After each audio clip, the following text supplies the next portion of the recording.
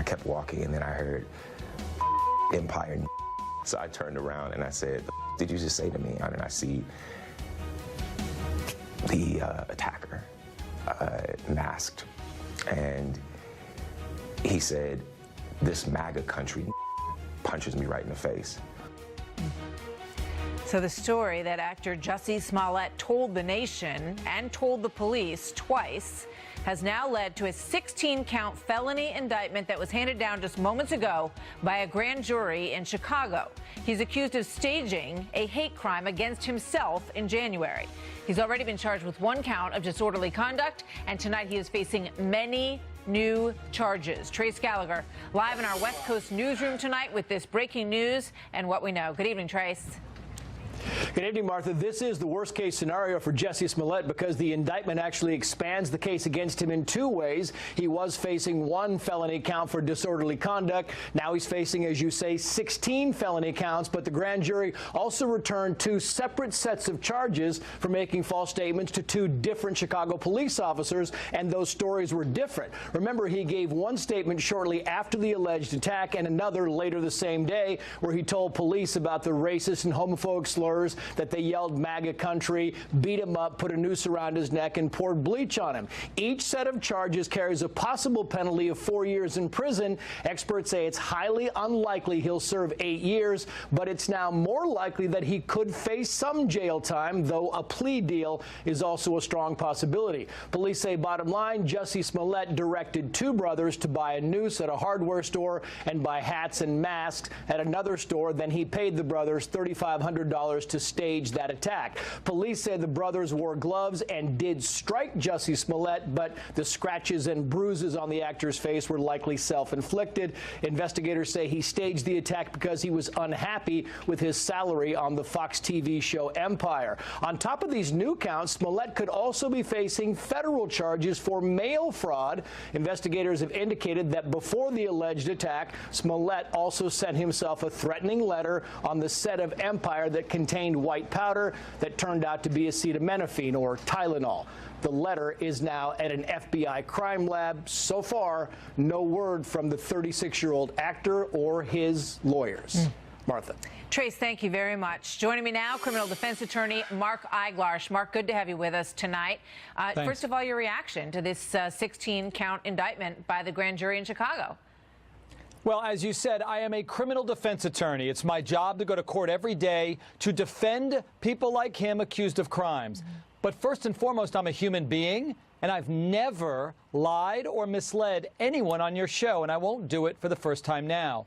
What he did is outrageous and offensive. Again, allegedly, assuming they could prove it. You know, they have things like, allegedly, a check that he sent these 2 guys to pay in checks, to call them in advance. So unsophisticated. But I am outraged and offended, and I think anything short of prison time would be a miscarriage of justice. Future victims, Martha, will have to go through extensive scrutiny because of what he did. No, prison time. Yeah. You know, on the personal level, which you mentioned first, you think about people who have perhaps been in a similar situation that he was in and what it does to their claims now. You know, he sort of robbed people of the assumption that if you say you were attacked, you know, that people will be sympathetic towards that and they're going to want to help you. They're going to want to find the people that did it to you. On top of that, he put a political layer on it. You know, sort of with a broad brush, offending anybody who supports President Trump, saying that these people said to him, "You're in MAGA country now." I mean, it's all made up. It all didn't happen according to this indictment. And as you say, we'll see what happens in the courtroom. And he did it for weeks. Understand that I represent people who are accused of, let's say, identity theft. They assume the identity of someone else, and that's a horrible, bad crime.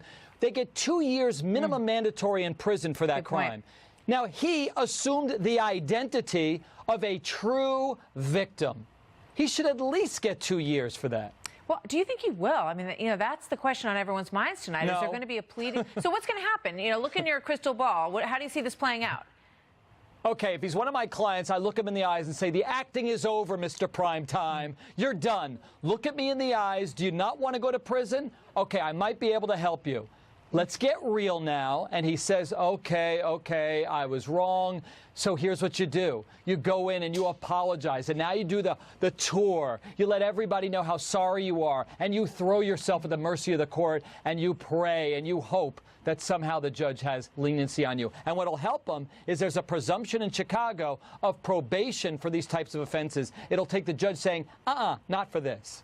You know, and I also wonder, what he launches in terms of the phrase that's been used in this case is victimhood chic, that he was depressed or that he had a drug problem. Or that, I don't know what it's going to be, but, that he's making his case. There's also another element to this. So you've got the will he play the victim part, and then you have all the leaks that happen from the hospital and the police as well.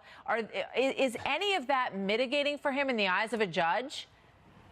Well, there's always mitigation. I'm a mitigation specialist. If this was, he's never been arrested before, there you go. Let's start with that. You would argue it's an isolated incident in an otherwise exemplary life, and everyone he's ever said God bless you to could be paraded into the courtroom. Every act he's ever done, I'm sure there's plenty. And I know his family members who are initially defending him will probably come in and say what a wonderful person he is. He got depressed, he fell into drug abuse, and all that should be considered. On the other hand, however, some of the things I mentioned to you work against him. Also, how about all the man hours? All the honest, dedicated police officers who spent countless hours chasing after this bogus claim because he chose to cast himself as a victim. Mark Eiglarsh. Thank you, Mark. We will see where it goes from here. Breaking story tonight Thank you, out Martha. of Chicago. Good to see you, Mark.